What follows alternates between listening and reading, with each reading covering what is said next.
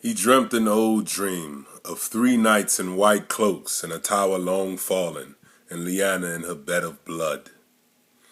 In the dream his friends rode with him, as they had in life, proud Martin Carcel, Jory's father, faithful Theowall, Ethan Glover, who had been Brandon's squire, Sir Mark Risewell, soft of speech and gentle of heart, the Chronic man, Howland Reed, Lord Dustin, on his great red stallion. Ned had known their faces as well as he knew his own once, but the years leach at a man's memories, even those he has vowed never to forget. In the dream they were only shadows, gray wraiths on horses made of mist.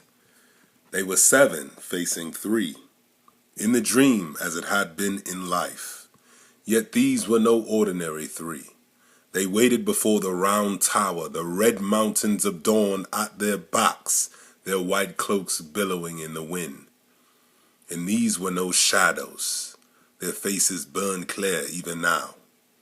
Sir Arthur Dane, the sword of the morning, had a sad smile on his lips. The hilt of the great sword Dawn poked up over his right shoulder. Sir Oswald Went was on one knee sharpening his blade with a whetstone. Across his white enameled helm, the black bat of his house spread its wings. Between them stood fierce old Sir Gerald Hightower, the White Bull, Lord Commander of the King's Guard. "I looked for you on the Trident," Ned said to them. "We were not there," Sir Gerald answered. "Woe to the usurper if we had been," said Sir Oswell. "When King's Landing fell, Sir Jamie slew your king with a golden sword, and I wondered where you were." "Far away," Sir Gerald said, "or Ares would yet sit on the Iron Throne, and our false brother would burn in 7 hells. I came down on Storm's End to lift the siege," Ned told them. "And the Lords Tyrell and Redwine dipped their banners, and all their knights bent their knee to pledge us fealty. I was certain you would be among them." "Our knees do not bend easily," said Sir Arthur Dane. "Sir Willem Darius fled to Dragonstone with your queen and Prince Viserys. I thought you might have sailed with him." "Sir Willem is a good man and true," said Sir Oswell, "but not of the King's Guard," Sir Gerald pointed out. "The King's Guard does not flee." "Then or now," said Sir Arthur. He donned his helm.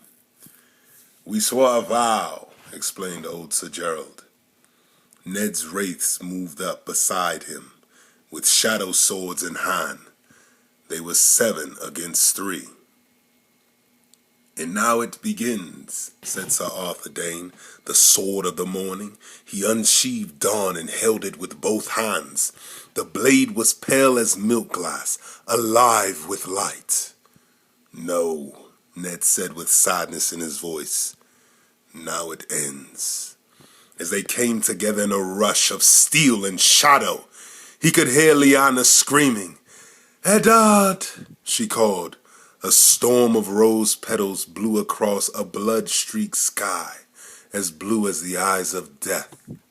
"Lord Eddard!" Lyanna called again. "I promise," he whispered. "Lyra, I promise."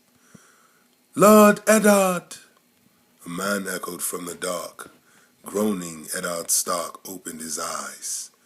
Moonlight streamed through the tall windows of the Tower of the Hand. "Lord Eddard," a shadow stood over the bed. How long?"